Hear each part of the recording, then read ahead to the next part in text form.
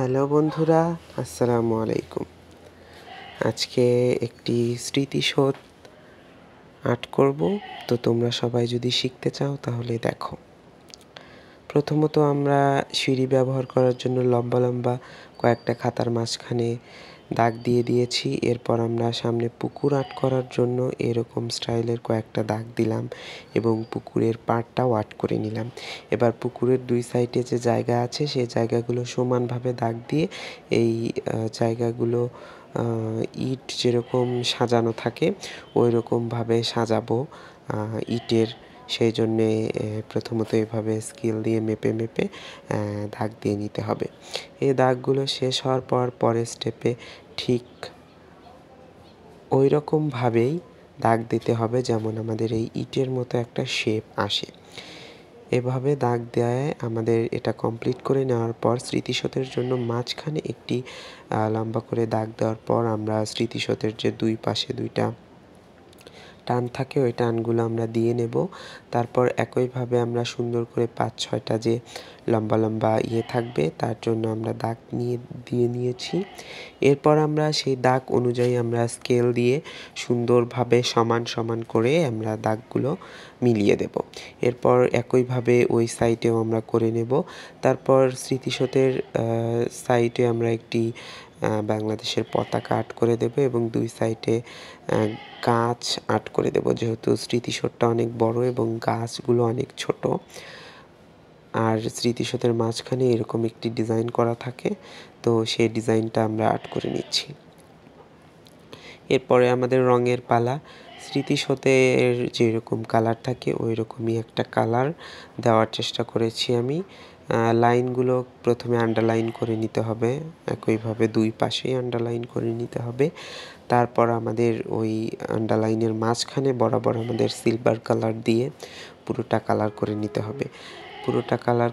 হবে। কিন্তু হ্যাঁ, খুবই সুন্দরভাবে নিখুঁতভাবে কালার করতে পারো তোমরা চাইলে অন্য যে কোনো কালার দিয়েও ট্রাই করতে পারো, তবে আমি এই কালারটাই দিতে আমার সবচেয়ে বেশি ভালো লাগলো। এবং যেহেতু সামনে আমি পুকুর রেখেছি আর এই পুকুরটা যেহেতু পুকুরের পাড়টা প্লাস্টার করা, তাই সেই রকমই একটি কালার দিয়ে নিলাম। এবার পুকুরের যে পানির কালারটা সেই কালারটা আমি দিয়ে দিচ্ছি খুবই সুন্দরভাবে।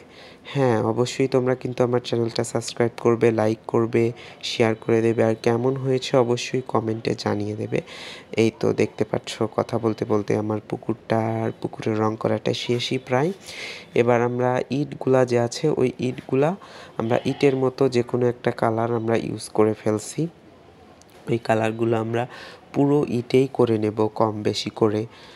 তারপরে আমরা এই কালারগুলো শেষ হওয়ার পর ইটের পেন্সিল দিয়ে আমরা যে ইটের শেপগুলো দিয়েছিলাম ওর উপর আমরা আন্ডারলাইন করে নেব সুন্দর করে। যতগুলো আমাদের এখানে আন্ডারলাইন করার মতো জায়গা আছে ততগুলো আন্ডারলাইন করার পর পুকুরের পাড়টাও আমরা খুব সুন্দরভাবে আন্ডারলাইন করে নেব। এভাবে আন্ডারলাইন করতেই হবে। তারপরে এই আন্ডারলাইনগুলো শেষ হয়ে গেলে তারপরে আমরা পতাকার যে পাইপটা আছে ওই পাইপটা আমরা এই সিলভার কালারটাই করে দেব, যে একটা কালার ব্রাশ পেনের একটা কালার ছিল। এরপর পতাকার আমরা সবুজ কালারটা দিয়ে দেব। তারপর ওই সবুজ কালারটা দিয়েই আমরা গাছগুলো যে ছিল গাছের সেই ডিপ কালারগুলো আমরা দিয়ে দেব। এরপর হালকা কালারের দিকে যাব। গাছটি মূলত 3টি রং হবে গাছে, সবুজ, আরেকটা হলো টিয়া কালার, আরেকটা হলো হলুদ কালার। এরকম কালারগুলো দিয়ে দেওয়ার পর যেহেতু আমরা পুকুরে শাপলা ফুল দিতেই হবে, তাই আমরা পুকুরের শাপলা ফুলের যে পাতাগুলো থাকে ওই পাতাগুলো আমরা আর্ট করে নিচ্ছি। এভাবে কয়েকটা পাতা আর্ট করে দিতে পারো তোমরা, যার যার স্টাইলে এই আর্ট করে দিতে পারো। এভাবে পাতাগুলো শেষ হয়ে যাবার পরে আমরা অন্য আরেকটা কালার দিয়ে গাছের উপরের অংশটা করব। উপরের অংশটা শেষ হয়ে আসলে তারপর হলুদ একটা কালার দিয়ে আমরা কালারগুলোকে কম্বিনেশন করার পর আমরা যেহেতু পাতা আর্ট করেছি তাই শাপলা ফুলগুলো আর্ট করে নেব। বেশি না, হালকা করে আর্ট করলে খুবই সুন্দর লাগবে। এবং শাপলা ফুলের মাঝখানে হলুদ হলুদ আবরণটি দেওয়ার পর শাপলা ফুলের ডাটা দিয়ে তারপরে পতাকার কালারটা শেষ করার পরে তারপরে পানির যে ঢেউ, এই ঢেউগুলোকে হাইলাইট করার জন্য আমি সাদা কালারটা ইউজ করব। তারপরে এই তো বন্ধুরা, খুবই সুন্দরভাবে আমার আর্ট করাটা প্রায় দেখো কমপ্লিটই হয়ে গেল।